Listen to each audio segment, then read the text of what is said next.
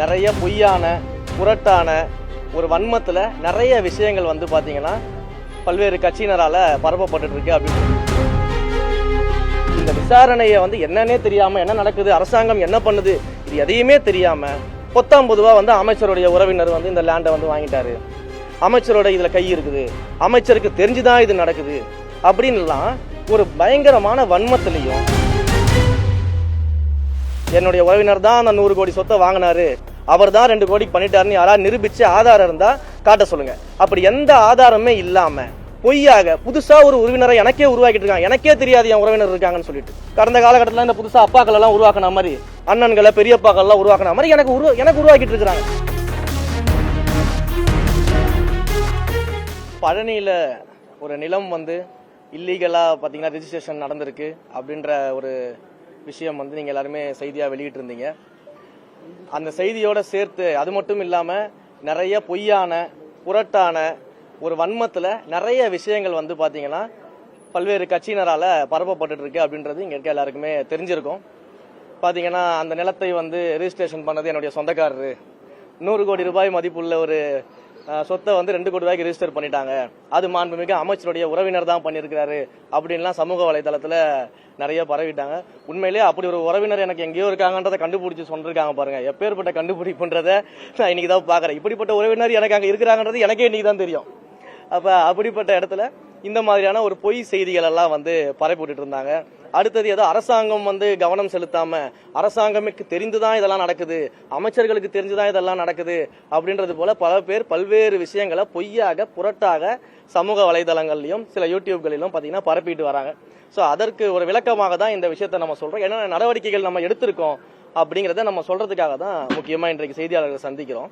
இந்த பழனியுடைய அடிவாரத்தில் இருக்கக்கூடிய தண்டபாணி மடத்துக்கு சொந்தமான அந்த நிலத்தை பொறுத்த வரைக்கும் ஏற்கனவே பாத்தீங்கன்னா பலமுறை அந்த இடத்தை வந்து ரிஜிஸ்டர் பண்ணக்கூடாது யாருக்கும் அப்படின்னு சொல்லிட்டு பழனி கோயிலுடைய ஜேசி மூலமாக சப் ரிஜிஸ்டர் ஆபீஸ்க்கும் டிஸ்ட்ரிக்ட் ரிஜிஸ்டர் ஆபீஸ்க்கும் பலமுறை கடிதங்கள் வழங்கப்பட்டிருக்குது.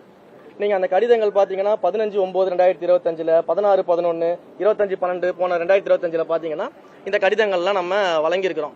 இதை தாண்டி கடந்த மார்ச் மாதம் 2026 மார்ச் மாதம் 27ஆம் தேதி அன்னைக்கு வந்து பாத்தீங்கன்னா அந்த லேண்டை வந்து திரும்ப ரிஜிஸ்ட்ரேஷன் பண்றதுக்கு ட்ரை பண்ணிருக்காங்க. ஒரு ஃப்ராட்லண்ட் சேல் டீடை வச்சு ரிஜிஸ்ட்ரேஷன் பண்றதுக்கு ட்ரை பண்ணிருக்காங்க. சோ அதையும் நம்ம அன்னைக்கு வந்து பண்ண முடியாம போனதுனால என்ன பண்றாங்கன்னா ஒரு ரெஃப்யூசல் ஸ்லிப் ஒன்னு கொடுத்துறாங்க. இதை பண்ண முடியாது அப்படின்னு சொல்லிட்டு ரெஃப்யூசல் ஸ்லிப் ஒன்னு அந்த ஏப்ரல் மாசத்தை 1ஆம் தேதி கொடுத்துறாங்க. அந்த ரெஃப்யூசல் ஸ்லிப்பை வச்சுக்கிட்டு அந்த பிரைவேட் பார்ட்டி என்ன பண்றாங்க, ஒரு 2-3 பேர் சேர்ந்துக்கிட்டுனா கோர்ட்டுக்கு போறாங்க. சோ கோர்ட்டுக்கு போயிட்டு ஏப்ரல் 10ஆம் தேதி ஒரு ஆர்டர் ஒன்னு வாங்குறாங்க. அந்த ஆர்டர்ல வந்து பாத்தீங்கன்னா கோர்ட் வந்து ஒரு வழிமுறையை கொடுக்குறாங்க. டாக்குமெண்ட்ஸ் எல்லாம் வெரிஃபை பண்ணி அது சரியாக இருந்தால் ரெஜிஸ்ட்ரேஷன் பண்ணலாம் அப்படின்ற டாக்குமெண்ட்ஸ் சரியாக இருந்தா வெரிஃபை பண்ணி கேன் பி கன்சிடர்னு ஒரு கேன் பி கன்சிடர்னு சொல்றாங்க. சோ அப்படி வந்து ஒரு ஆர்டரை கொடுக்குறாங்க. இந்த ஆர்டருமே வந்து வித்தின் த 1 வீக், ஒரு வாரத்துக்குள்ள இதை செய்யணும் அப்படின்றதுதான் கோர்ட்டுடைய அன்றைக்கு இருந்த ஆர்டராக இருக்கிறது. ஆனா அதற்கு பிறகு வந்து பாத்தீங்கன்னா அந்த ஆர்டரை வைத்துக்கொண்டு இப்ப ஜூலை மாதம் என்ன பண்றாங்கன்னா 3ஆம் தேதி வந்து சப் ரிஜிஸ்டர் ஆபீஸ் அந்த பிரைவேட் பார்ட்டிஸ் நாடி ஆமா சோ சப் ரிஜிஸ்டர் ஆபீஸ்க்கு போறாங்க. போயிட்டு 3ஆம் தேதி இதை ரெஜிஸ்ட்ரேஷன் பண்ணணும்னு சொல்லி கேக்குறாங்க. ஆனா 2ஆம் தேதியே 3ஆம் தேதி அவர் போறாங்க அந்த ரெஜிஸ்ட்ரேஷன் பண்றதுக்கு. அதற்கு முன்னாடி நாள் 2ஆம் தேதியே பழனியுடைய ஜேசி என்ன பண்றாரு அப்படின்னா இந்த லேண்ட்ல எந்த விதமான ரெஜிஸ்ட்ரேஷனும் பண்ணக்கூடாது அப்படின்னு சொல்லிட்டு டிஸ்ட்ரிக்ட் ரெஜிஸ்டர் ஆபீஸுக்கு மீண்டும் வந்து கடிதத்தை எழுதிடுறாங்க. 3ஆம் தேதியும் அந்த ரெஜிஸ்ட்ரேஷனை வந்து ஹோல்டு பண்ணி பெண்டிங்ல போட்டுறாங்க. முயற்சி பண்றாங்க நம்ம பெண்டிங்ல போட்டுறோம் முயற்சி பண்றாங்க. அப்ப இருந்த சப் ரிஜிஸ்டர் வந்து அப்ப வந்து அசிஸ்டன்ட் ஒருத்தர் ஒர்க் பண்ணிட்டு இருக்காரு. நாங்க 1ஆம் தேதி ஒரு டிரான்ஸ்பர் போடுறோம், புதுசா டிரான்ஸ்பர் ஆனவங்க இன்னும் வந்து ஜாயின் பண்ணல. அதுக்காக ஒரு அசிஸ்டன்ட் வந்து சப் ரிஜிஸ்டர் பொசிஷன்ல இருக்கிறாங்க. அவர் வந்து மறுத்துறாரு, இந்த பெண்டிங்ல போட்டுறாரு அந்த டாக்குமெண்ட் ரெஜிஸ்டர் பண்ணாம. பெண்டிங்ல போட்டு முடிச்சதுக்கு அப்புறம் வந்து பாத்தீங்கன்னா திரும்ப வந்து 6ஆம் தேதி ஒரு அடிஷனலா வந்து சார்ஜ் எடுத்துக்கிறதுக்காக லீவ்ல இருக்கக்கூடிய இடத்துல ஒரு ஆள் சார்ஜ் எடுத்துக்கணும். அந்த பர்சனும் லீவ்ல போறதுனால சார்ஜ் எடுக்கணும். ஒருத்தரை வந்து சோ அந்த ஜஸ்டின் மணிகண்டன் அப்படின்றவர் வந்து சார்ஜுக்கு அன்னைக்கு லீவ்ல போறதுக்காக யாருமே இல்லன்றதுனால சார்ஜுக்கு வராரு.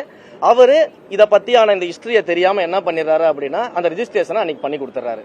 இது வந்து 6ஆம் தேதி நடக்குது. அப்ப இது தெரிஞ்ச உடனேயே உடனடியாக நம்மளுடைய ஹெச்ஆர்என்சியினுடைய அதிகாரிகள் என்ன பண்றோம் அப்படின்னா இந்த ரிஜிஸ்ட்ரேஷன் வந்து இல்லீகலானது, இதை வந்து அவங்க இந்த ஹிஸ்டரியை பார்க்காம பண்ணி கொடுத்துட்டாங்க அப்படின்னு சொல்லி சம்பந்தப்பட்ட துறை அதிகாரிகள் பதிவுத்துறை அதிகாரிகள் எல்லாம் பேசி அந்த நிலத்தோடைய ரெஜிஸ்ட்ரேஷனை ஸ்டாப் பண்றதுக்கு என்னென்ன வழிமுறைகள் இருக்குதோ அது எல்லாத்தையும் முன்னெடுத்திருக்கிறோம். கோர்ட்டில் இது சம்பந்தமான வழக்கு இருக்குது. இன்றைக்கு அந்த வழக்கு வந்து விசாரணைக்கு வந்துச்சு. விசாரணைக்கு வரும்பொழுது ஹெச்ஆர்என்சியும் வந்து ஒரு பார்ட்டியாக அவங்க அட்மிட் பண்ணியிருக்கிறாங்க. நாளைக்கு மறுபடியும் இந்த கோர்ட்ல கேஸ் வருது. அப்ப இந்த லேண்டை நம்ம திரும்ப வந்து ரெட்ரைவ் பண்ண போறோம் அப்படின்றதுல எந்த விதமான சந்தேகமும் யாருக்கும் இங்க தேவை கிடையாது. அதே போல மாண்புமிகு அமைச்சர் அவர்களும் அவர் துறை சார்ந்து அந்த சார் பதிவாளரை உடனடியாக சஸ்பென்ஷன் பண்ணிட்டு நேர்மையான விசாரணைக்கு என்னென்ன செய்ய முடியுமோ அது எல்லாத்தையும் அவரும் அவர் துறை சார்ந்து பண்ணிக்கிட்டு இருக்கிறாரு. இப்படி லைன் பை லைனா ஒவ்வொரு ஆக்ஷன்ஸா நம்ம எடுத்துக்கிட்டு இருக்கும்போது, ஏன்னா நாம வந்து ஒரு அரசாங்கம் நடத்துறோம், சட்ட ரீதியிலான முறையில நம்ம இந்த விசாரணை நடத்துறோம், நடவடிக்கைகள் எடுக்கணும்னு சொல்லிட்டு இது ஒவ்வொன்றா நம்ம பண்ணிக்கிட்டு இருக்கும்பொழுது இந்த விசாரணையை வந்து என்னன்னே தெரியாம என்ன நடக்குது, அரசாங்கம் என்ன பண்ணுது, இது எதையுமே தெரியாம பொத்தாம் பொதுவா வந்து அமைச்சருடைய உறவினர் வந்து இந்த லேண்டை வந்து வாங்கிட்டாரு, அமைச்சரோட இதுல கை இருக்குது, அமைச்சருக்கு தெரிஞ்சுதான் இது நடக்குது அப்படின்லாம் ஒரு பயங்கரமான வன்மத்திலையும் இந்த அரசாங்கத்தின் மேல ஏதாவது ஒரு ஊழல் கரையை வந்து நம்ம பண்ணிட மாட்டோமா அப்படிங்கிறதுக்காகவும் எதிர்கட்சிகள் கங்கணம் கட்டிக்கொண்டு வேலை பார்க்கறது நல்லா தெரியுது.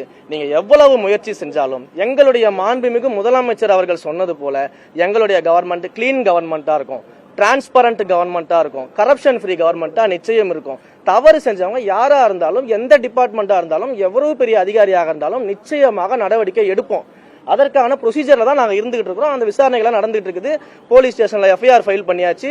சம்பந்தப்பட்ட சப் ரிஜிஸ்டர் மேலையும் அதே போல இந்த ரிஜிஸ்ட்ரேஷனுக்காக ட்ரை பண்ண அந்த பிரைவேட் பார்ட்டிஸ் மேலையும் எஃப்ஐஆர் ஃபைல் பண்ணி போலீஸ் விசாரணை நடந்துகிட்டு இருக்குது.